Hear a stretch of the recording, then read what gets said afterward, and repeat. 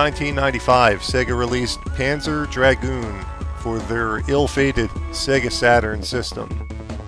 This game was a launch title, and one of the very few launch titles available on launch day. And this is due to Sega's rushing of the actual system launch, and they pushed the date forward, so much so that there weren't many titles available on launch day. The Sega Saturn always fascinated me. It's what I consider one of the bigger flops, at least in the North American and European market, for video game consoles. It was rushed to launch in 1995, and the system was discontinued in every country but Japan by 1998. So that's an incredibly short production run for a video game console. Anyhow, back to the topic at hand, Panzer Dragoon.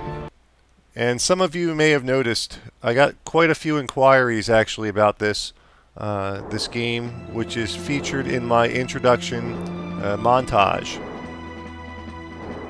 Quite a few people emailed me asking me which game it actually was. And here you have it, Panzer Dragoon in all its glory.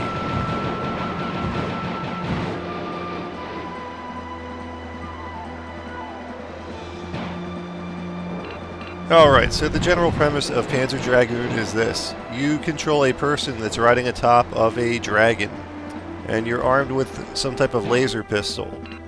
And your job is to basically blast anything that moves. And that's about it. There is some involved storyline that takes place thousands of years in the future, or 1,000 years in the future, or something along those lines. I'm not really sure. They kind of lost me. This game has one of the longest intros of any video game I've ever played in my life.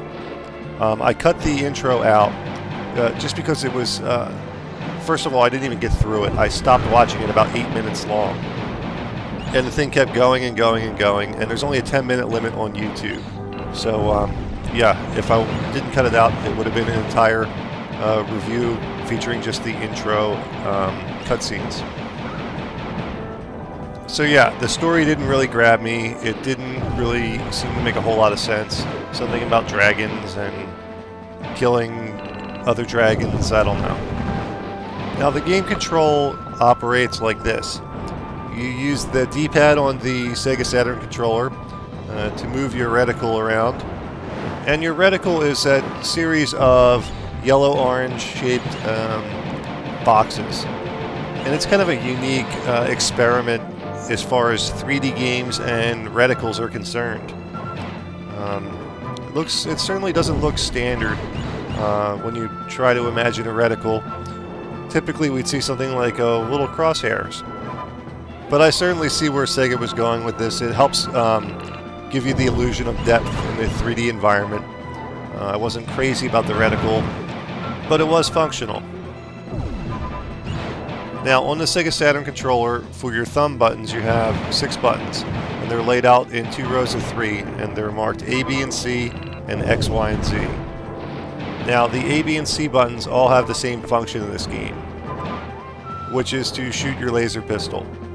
And if you just tap the button repeatedly, you have a rapid-fire blast of laser shots, or you can hold the button down and kind of sweep your reticle across the field, and it'll target your enemies for a heat-seeking shot.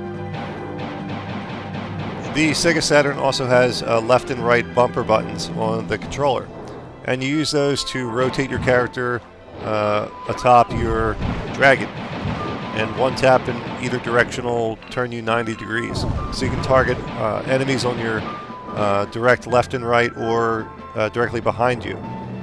And you can see on the top right of the screen, there's a little silhouette of a dragon, and it has a directional indicator with a shaded area projecting from it, which kind of shows you which direction you're facing in relation to your dragon.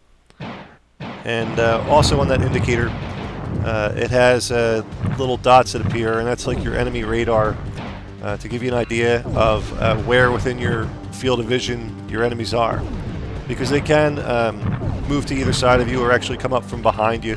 So you have to actually use your left and right bumper buttons to get them in within your sights. Panzer Dragoon is broken down to a series of stages called episodes, and each one ends in an end boss. And you're looking at the end boss for episode 1. And I'm not quite sure what it is, some type of flying boat ship thing that shoots cannonballs at you. Yeah, I really don't know what it's supposed to be.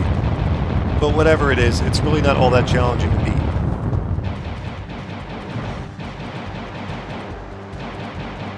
Oh, and there's one more thing I'd like to mention about gameplay.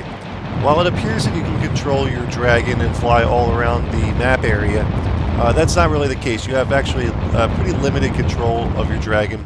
You can change his altitude and have him pitch slightly to either side. But for the most part, this is what's called a rail shooter. And that means that you don't really control what direction you're traveling.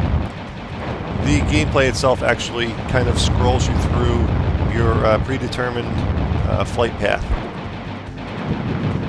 So now that I got most of the basics out of the way, let's get to the real nitty-gritty. And is this game any good?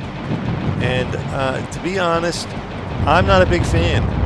It's really not impressing me all that much at all. And I review a lot of older games, so I can look past graphical limitations, things of that nature, you know.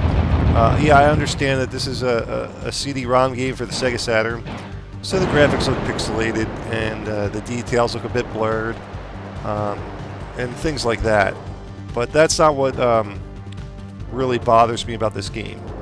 And that's what bothers me is the storyline, which didn't really grab me, and the gameplay that felt really stilted. And I understand that it's a rail shooter, so that does kind of feel stilted.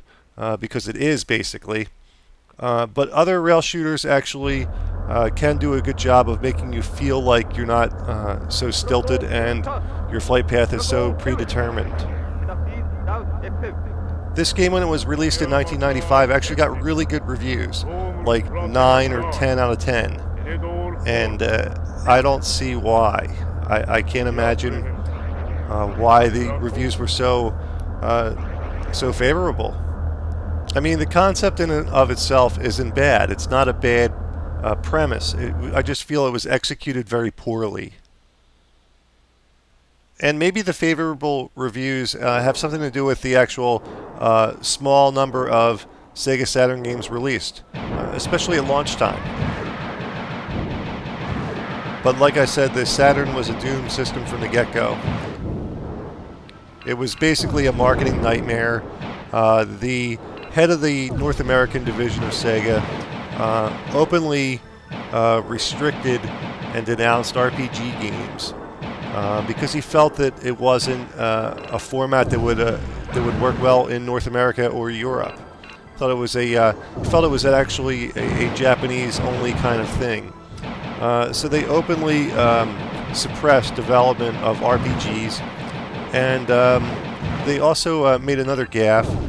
And that was to openly suppress development of 2D games for the Saturn, at least at first. And that was because they felt that 2D games weren't the thing of the future. They felt that 3D games were what would make the Saturn stand out because it could actually handle 3D pretty well, at least compared to some of the other predecessors to this thing. And it was just an overall flop. So there you have it, Panzer Dragoon for the Sega Saturn, a game I feel as being very mediocre. I'm Dommy from Classic Games Revisited. Until next time.